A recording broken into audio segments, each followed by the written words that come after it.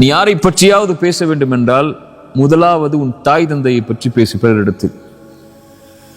ஏனென்றால் உன் நன்மை ஒருவருக்கு கொடுக்கப்படுவதற்கு தகுதி உள்ளதாக இருந்தால் அது ஒரு தாய் தந்தை தான். நீ ஒருத்தரை பத்தி பேசும்போது உன் நன்மையை கொடுக்குற, நீ செஞ்ச நன்மைகளை கொடுக்குற, நீ செஞ்ச துவாக்களை கொடுக்குற, நீ செஞ்ச தொழுகையை கொடுக்குற, உம்ராவை கொடுக்குற, ஹஜ்ஜை கொடுக்குற, செஞ்ச தான தர்மங்களை கொடுக்குற. அல்லாஹ் வந்து நீ பேசினதுக்கு இது அப்படின்லாம் எடுக்க மாட்டான். அல்லாஹ் வந்து மொத்த தொழுகையை தூக்கி கொடுத்துருவான், மொத்த ஹஜ்ஜை தூக்கி கொடுத்துருவான், மொத்த உம்ராவை தூக்கி கொடுத்துருவான். அல்லாஹ்விடத்தில் நன்மைகளுக்கு என்ன மதிப்பு இருக்கு? அல்லாஹ்விடத்தில் அந்த செயலுக்குரிய பாவத்திற்குரிய மதிப்பு தான் இருக்கு. எவ்வளவு நன்மை செஞ்சாலும் அல்லாஹ்வுக்கு என்ன கிடைக்க போகுது? இல்ல எதுவும். அல்லாஹ்வுக்கு தேவை அவனுடைய ஈடு கிடைக்கணும். அந்த ஈடுக்கு பகரமாக எதை வேண்டுமானாலும் அல்லாஹ் கொடுப்பான். அதுவும் மானம் என்பது அல்லாஹ்விடத்தில் பாதுகாக்கப்பட வேண்டிய ஒரு விஷயம். ரசூலுல்லாஹி ஸல்லல்லாஹு அலைஹி வஸல்லம் இந்த நாளை விட, இந்த வீட்டை விட, இந்த ஊரை விட ஒரு முஃமினுடைய மானம் மேலானதுதான் அரஃபாவுடைய நாள்ல ரசூலுல்லாஹி ஸல்லல்லாஹு அலைஹி வஸல்லம் சொன்ன அந்த மானம், அது ஒருவனுக்கு பங்கம் வைக்கப்படும் போது அல்லாஹ் வந்து தொழுகையோ ஹஜ்ஜையோ ஜக்காத்தையோ ஏன் பார்க்க போறான்? அவனிடத்துல இருக்கா இல்லையான்னு சொல்லி. சரியா? ரசூலுல்லாஹி ஸல்லல்லாஹு அலைஹி வஸல்லம் உடைய இந்த ஹதீஸ் அடிப்படையில் அபூ தர்தா சொன்னாங்க, உன்னுடைய மானத்தை கொடுத்து விட அவர்களிடத்தில், அவர்கள் உனக்கு நன்மையாக நாளை மறுமையில் தருவார்கள் நீ ஏழ்மையில் இருக்கும் போது. அதை குறித்து கவலைப்படாதே. உன் அல்லாஹ்விடத்துல விற்று நீ பாவம் செய்திருந்தால் அல்லாஹ்விடத்திலே தௌபா செய்து கொள். போன லா தஹ்சன்ல சொல்லியிருப்பேன், மனிதர்களிடத்திலே நாம பார்க்கிறது அவங்களுடைய பாவங்களை மட்டும்தான். ஒரு மனிதன் உண்மையாவே தவறு செய்யறான், அவன் மேல மக்கள் விமர்சனம் செய்யறாங்கன்னு சொன்னால் நம்ம பார்க்கறது அவன் என்ன பாவம் செஞ்சான்னு சொல்லிதான். நமக்கு தெரியாத ஒன்று அவன் அல்லாஹ்விடத்தில் அதுக்குரிய பாவ மன்னிப்பை பெற்றானா இல்லையா என்றுதான். எல்லாருமே பாவம் செய்யக்கூடியவங்க தான். ஒருத்தர் மேல குற்றச்சாட்டை வைக்கிறோம்னா அந்த குற்றம் இல்லாத பல குற்றங்கள் நம்மள்ட்ட இருக்குல்ல. அப்ப அந்த குற்றத்தை பத்தி பேசுறதை நம்ம விரும்ப மாட்டோம். பட் நம்ம அவருடைய குற்றத்தை பத்தி பேசுறோம். இப்ப நமக்கு தெரியாது அவர் அந்த பாவத்திலிருந்து விடுதலை பெற்று விட்டாரா, அல்லாஹ் அதை மன்னித்து விட்டானா, அல்லது அவர் அதை பாவ மன்னிப்பாக கேட்கவில்லை என்றாலும் அவருக்கு இருக்கக்கூடிய நன்மைகளை கொண்டு அல்லாஹ் அவரை பொருந்திக் கொள்வானா இல்லையான்னு கூட நமக்கு தெரியாது. சரியா? நமக்கு என்ன, மனிதனை பார்க்கும்போது அவன் என்ன பார்க்கறான் வெளிப்படை, அவ்வளவுதான். அதை வச்சு மட்டும்தான் நம்ம பேசுவோம், வேற எதை பத்தியும் நம்ம பேச மாட்டோம். அவருக்கு தாடி இல்லைங்கிறது மட்டும்தான் நம்மளுடைய பேச்சா இருக்கும். அவன் பொண்ணு ஹிஜாப் போடலைங்கிறது மட்டும்தான் நம்முடைய பேச்சா இருக்கும். ஆனா அவர் தாடி இல்லாமவே அல்லாஹ் அவரை மன்னிச்சு சொர்க்கத்தை கொடுப்பானா நமக்கு தெரியுமா? தெரியாது. நம்ம அதை குறித்து மட்டும்தான் பேசுவோம்.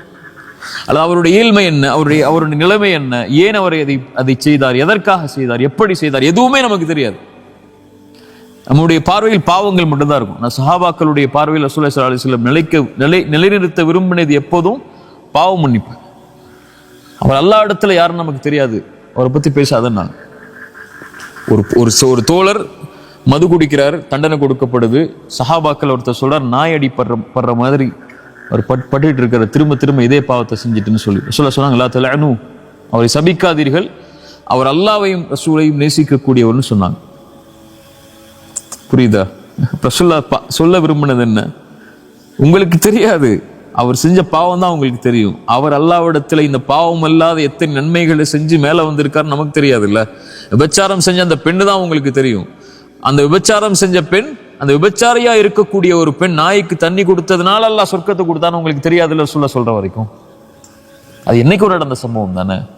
ரசூலுல்லாஹ் அந்த விஷயத்த சொன்னதுனால தானே அந்த பெண்ணுக்கு சொர்க்கம் கிடைச்சிச்சுன்னு உங்களுக்கு தெரியும். இப்ப அது மாதிரி எத்தனையோ பாவம் செஞ்ச மனிதர்களுக்கு அல்லாஹ் எத்தனையோ சொர்க்கத்தையும் அவனுடைய அந்தஸ்தையும் அல்லாஹ் உயர்த்தி இருக்கும் போது நீங்க எப்படி அவங்கள பத்தி பேச முடியும்? ஆயிஷா ரலியல்லாஹு அன்ஹா அவமானப்படுத்தப்பட்டாங்க இல்லையா? பெரிய ஒரு இழி சொல் அவங்க மேல போடப்பட்டுச்சு. என்ன இழி சொல்? நபியுடைய மனைவி வெளிப்படையா சொல்லணும்னா விபச்சாரம் செஞ்சதாக ஒரு அவதூறு கிளம்புச்சு. ரசூலுல்லாஹி ஸல்லல்லாஹு அலைஹி வஸல்லம் நம்பல.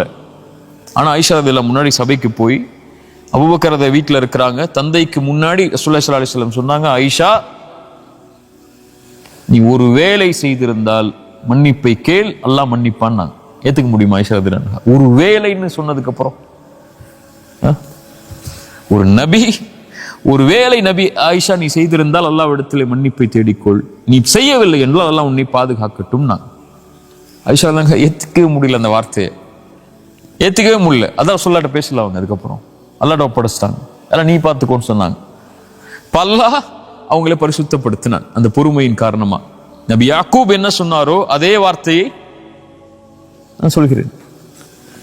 எனக்கு அல்லாஹ் நபியா யாக்கூப் அலைஹிஸ்ஸலாம் அபு யூசுஃபுடைய தந்தை எதை சொன்னாரோ, ஃபஸப்ருன் ஜமீல் வல்லாஹுல் முஸ்தஆனு அலா மா தஸிஃபூன், இவர்கள் சொல்லக்கூடிய விஷயத்தில் அல்லாஹ் போதுமானவன், நான் பொறுமையை கடைபிடிக்கிறேன். யூசுஃபுடைய தந்தை எதை சொன்னாரோ அதை நானும் சொல்கிறேன்னு பொறுமையா இருந்துட்டாங்க. ரசூலுல்லாஹ் எதுவுமே பேசல, குதர்க்கம் பண்ணல. நான் என்ன எப்படி நீங்க சொல்ல முடியும்னு கேட்கல. என்ன ஏன் நீ இப்படி பேசுறீங்கன்னு ரசூலுல்லாஹ் அவங்க கேட்கவே இல்லை. அல்லாஹ்ட்ட ஒப்படைச்சிட்டாங்க. நீங்க யாரு அல்லாஹ் முடிவு செய்யறதுக்கு? நீ பாம்பு இல்ல, நீங்க யார் முடிவு செய்யறதுக்கு? அல்லாஹ் போதுமானவன்னு சொல்லிட்டாங்க. அல்லாஹ் வசனம் இறக்குனா அந்த வசனங்கள் தான் நமக்கு இன்னைக்கு உள்ள பாடம். அல்லாஹ் சொல்றான் பாருங்க, இன்னல்லதீன ஜாஉ பில் உஃப்கி, குர்ஆன் எடுக்கிறேன், இன்னல்லதீன ஜாஉ பில் உஃப்கி உஸ்பத்தும் மின்கும். இந்த மாதிரி ஆயிஷா ரலியல்லாஹு அன்ஹா மேல அவதூறு சொன்னவங்க உங்களுடைய கூட்டத்தில் உள்ளவங்க தான். லா தஹ்சபூஹு ஷர்ரல் லக்கும், அது உங்களுக்கு எந்த தீமையும் கிடையாது. ஒருத்தர் உங்களை பத்தி அவதூறு சொல்றதுனால அல்லாஹ் உங்களுக்கு தீயது கொடுக்க போறது இல்லை. நீங்க செஞ்ச பாவத்தையோ அல்ல நீங்க செஞ்ச பாவத்தை பத்தி பேசுறதுனாலயோ அல்லது செய்யாத பாவத்தை பத்தி பேசுறதுனாலயோ அல்லாஹ் அவருடைய வார்த்தைகளை கொண்டெல்லாம் யாரையும் கணக்கிட போறது இல்லை. இவன் உன்னை பேசுறான் அதனால நீ ஏன் பேசுறான் இவன் சொல்லி அல்லாஹ் நாளைக்கு மறுமையில கூப்பிட்டு கேட்க போறது இல்லை. அவனுக்கு தெரியும் அது பாவமா அல்லது நீங்க ஏன் செஞ்சீங்க, எதுக்கு செஞ்சீங்க, அது செய்யலையான்னு சொல்லி அல்லாஹ் அதை பத்தி கேட்க போறது இல்லை. பல் ஹுவ கைருல் லக்கும், அது உங்களுக்கு தான் நலவு. ஏன் நலவு? அவங்க யாருன்னு நீங்க தெரிஞ்சுக்கலாம். மனிதர்கள் யாருன்னு நீங்க தெரிஞ்சுக்கலாம். எல்லா மனிதர்களும் உங்க பின்னாடி நலவு செய்யக்கூடியவங்க இல்லை, நலவு நினைக்கக்கூடியவங்க இல்லை. இல்ல மாஷா அல்லாஹ் பாதுகாத்தவர்களை தவிர. மனிதர்களுடைய இயல்பு அது. பல் ஹுவ கைருல் லக்கும், அது உங்களுக்கு புரிய வைக்கும் அல்லாஹ் யாருன்னு. உங்க உடன் இருக்கக்கூடியவர்கள் கூட உங்களை பத்தி தப்பா பேசலாம், உங்க கூட பிறந்த தம்பி பேசலாம், மனைவி பேசலாம், உங்க குழந்தைகள் பேசலாம், உங்களோட தாய் தந்தை கூட பேசலாம். உங்களுக்கு அது புரிய வைக்கும், இதான் யதார்த்தம், இதான் வாழ்க்கை, உங்களுக்கு அல்லாஹ் மட்டும்தான் தீர்வு. உலகத்துல எல்லா மனிதர்களுடைய இயல்பும் அதுதான். மனிதனா பிறந்தவனே குறைவுபட்டவன் தான் இதுல. பல் ஹுவ கைருல் லக்கும் லிகுல்லி இம்ரிஇன் மின்ஹும் மக்தஸப மினல் இஸ்ம், அவங்க செஞ்ச பாவம் என்னவோ அதை அவங்க பெற்றுதான் தீருவாங்க அந்த பேசுனதுனால.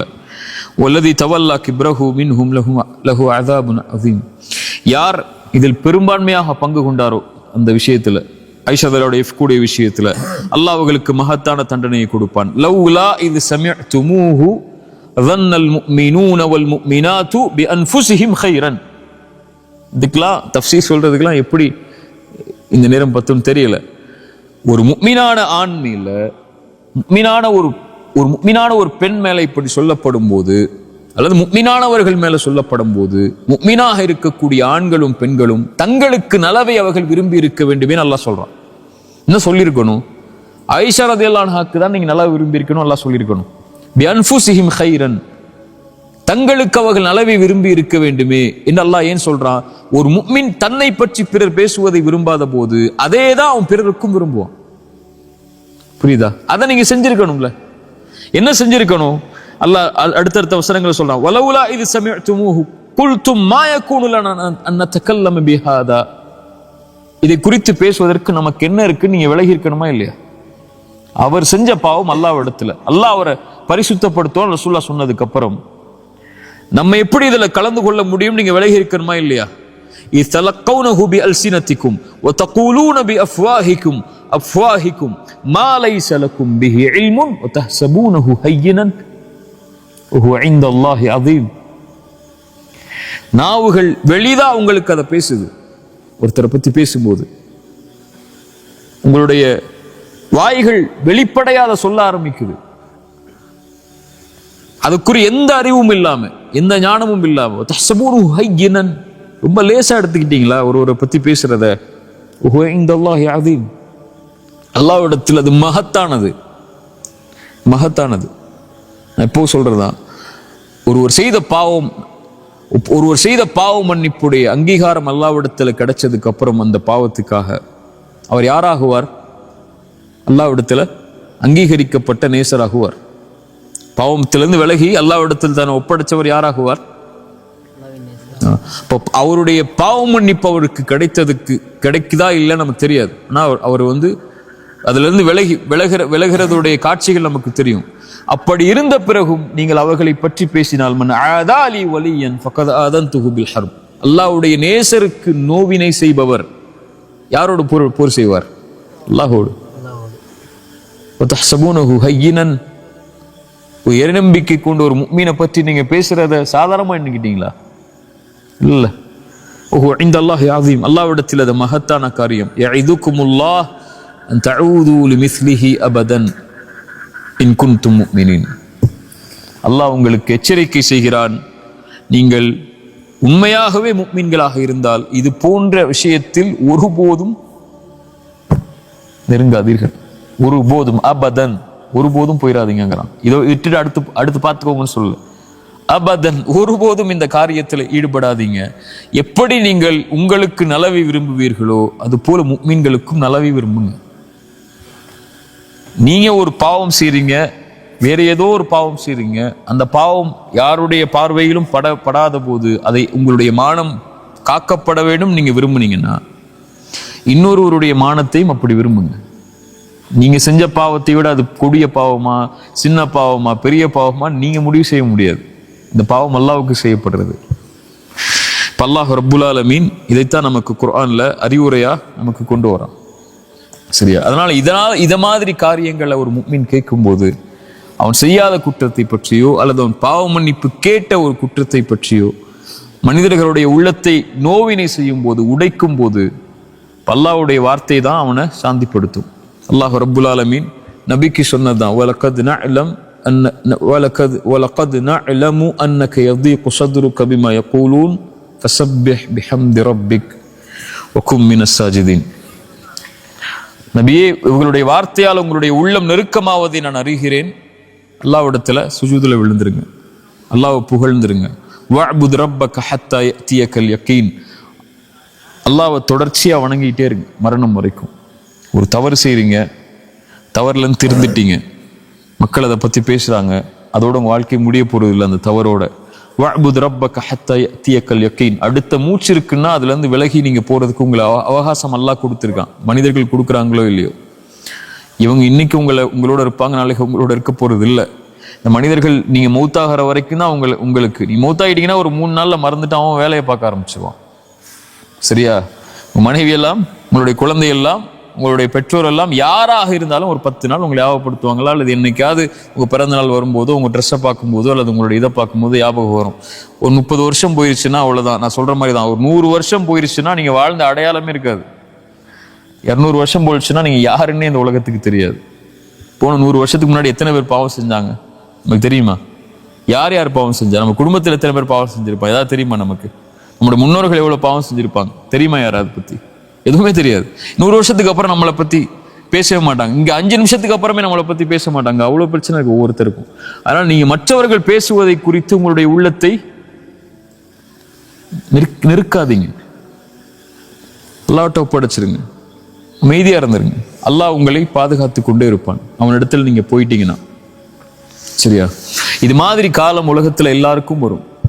அந்த இருள் வாழ்க்கையில் என்னைக்காவது ஒரு நாள் சூழும். இந்த உலகம் நமக்கு புரிய ஆரம்பிக்கும், மனிதர்கள் புரிய ஆரம்பிப்பாங்க, மனிதர்களுடைய நடவடிக்கைகள் புரிய ஆரம்பிக்கும், மனிதர்களுடைய உண்மை முகங்கள் புரிய ஆரம்பிக்கும். மனிதன் பின்னாடி எப்படி நடந்துப்பான், முன்னாடி எப்படி நடந்துப்பான், அவனுடைய வார்த்தைகள் எப்படி இருக்கும், முன்னாடி பின்னாடி எப்படி இருக்கும், உங்கள் நலவை விரும்புவானா இல்லையா, உங்க கண்ணியத்தை மனிதர்கள் பாதுகாப்பார்களா இல்லையா, இப்படி எல்லாமே உங்களுக்கு ஒரு நாள் புரிய வரும். இப்ப எல்லாமே கைவிடப்பட்டுட்டோங்கிற நிலைமைக்கு நீங்க யோசிக்க ஆரம்பிப்பீங்க. இப்படித்தான் இந்த வாழ்க்கை இருக்குமா? எதுக்கு இந்த வாழ்க்கை? எதுக்கு இந்த மனிதர்களுக்காக, இந்த மனிதர்களோட நான் வாழணுங்கிற ஒரு எண்ணம் கூட உங்களுக்கு ஏற்படும். அப்ப இந்த குர்ஆனுடைய வசனம் உங்களுடைய உள்ளங்கள்ல வரணும். வஹுவ மஅக்கும் ஐனமா குன்தும். எங்க நீங்க இருந்தாலும், எந்த சூழ்நிலையில இருந்தாலும், எந்த மனிதர்கள் உங்களை கைவிட்டாலும், இந்த உலகமே உங்களை அங்கீகரிக்கவில்லை என்றாலும், அல்லாஹ் உங்களோடு தான், உங்களுடைய நிலைக்காகத்தான் அல்லாஹ் உங்களோட இருப்பான். வஹுவ மஅக்கும் ஐனமா குன்தும். எங்க இருந்தாலும், எந்த சூழ்நிலையில் இருந்தாலும் அல்லாஹ் வந்துரு யா அல்லான்னு கேட்டா போதும். யா அல்லாஹ், நான் இயலாதவன், என்னிடத்துல வந்துரு, உன்னிடத்துல வர ஆசைப்படுறேன் அப்படின்னு நீங்க சொல்லிட்டா போதும். என்னை தனிமையில் நினைவு கூர்ந்தால் அவர்களை நானும் தனிமையில் நினைவு கூறுகிறேன். அவ்வளவுதான். ரப்பே, நான் உன்னை அழைக்கிற யா அல்லாஹ், உன்னிடத்துல வர்ற யா அல்லான்னு சொல்லிட்டா போதும். நீங்க சொல்ல வேணாம், மனசுல நினைச்சா போதும், அல்லாஹ் உங்களை நினைவு கூர்ந்து விடுவான். அவ்வளவுதான். நீங்கள் ஒரு கூட்டத்தில் நினைவு கூர்ந்தால், நீங்கள் உங்களை விட கண்ணியமான ஒரு கூட்டத்தில் அல்லாஹ் உங்களை நினைவு கூறுவான். நீங்கள் நடந்து வந்தால் அல்லாஹ் விரைவாக உங்களை நோக்கி வருவான். அவ்வளவுதான். அல்லாஹ் நம்மளை அங்கீகரிச்சா போதும். இந்த உலகத்துல யாருடைய அங்கீகாரமும் நிரந்தரம் அல்ல. இன்னைக்கு புகழக்கூடிய மனிதர்கள் நாளைக்கு இகழ்வாங்க, இன்னைக்கு இகழக்கூடிய மனிதர்கள் நாளைக்கு புகழ்வாங்க. இன்னைக்கு கெட்டவன் சொல்ற மனிதன் நாளைக்கு நல்லவன் சொல்லுவான், நாளைக்கு நல்லவன் சொல்லக்கூடிய மனிதன் அடுத்த நாள் கெட்டவன் சொல்லுவான். இதுக்கு பின்னாடியே நீங்க போய்கிட்டே இருந்தீங்கன்னா கடைசி வரைக்கும் வாழ்க்கை இவங்க பின்னாடி தான் இருக்கும். என்ன அல்லாஹ் அங்கீகரிச்சா போதும், அவனுடைய அங்கீகாரம் எனக்கு இருந்தால் போதும்னு என்னைக்கு நீங்க முடிவெடுக்கிறீங்களோ அன்னைக்குதான் வாழவே ஆரம்பிப்பீங்க. அது வரைக்கும் மனிதர்களுக்காகத்தான் வாழ முடியும். அங்கீகாரம் அல்லாட்ட தான், அவன்கிட்ட தான் என்னுடைய வாழ்க்கைன்னு முடிவெடுத்து இதெல்லாம் தூக்கி எறிஞ்சிட்டு, ரப்பே நீ அங்கீகரிச்சுக்கோ, நான் தப்பு செஞ்சா உங்ககிட்ட வர்றேன், நீ மன்னிச்சிரு. அல்லது மனிதர்களுக்கு நான் தப்பு செஞ்சா நான் அவன்கிட்ட போய் மன்னிப்பு கேட்கிறேன், மன்னிச்சிருதான்னு சொல்றேன். அவ்வளவுதான் முடியும் என்னால. அவன் கல்பை தெரிஞ்சு என்ன மன்னிக்க வைக்க முடியாது. எல்லாம் நான் கேட்டேன், எல்லாம் மன்னிப்பு, மனம் திருந்தி அவர் இடத்துல மன்னிப்பு கேட்டேன், அவருக்கு நான் அநீதம் செய்திருந்தால். அல்லது நான் உங்ககிட்ட செஞ்சிருந்தால் நான் உன்கிட்ட மன்னிப்பு கேட்கிறேன், என்னை ஏற்றுக்கொள் எல்லாம் தான் சொல்றேன். நீங்க சொன்னா போதும். அல்லாஹ்வுடைய அங்கீகாரத்தை மட்டும் விரும்பி வாழ்க்கையில பயணித்தாலே லா தஹ்சன். இதுக்குரிய கவலைகள் எதற்கும் நமக்கு தேவையில்லை. ஜஸாக்குமுல்லாஹ் கைர், பாரக்கல்லாஹு ஃபீக்கும்.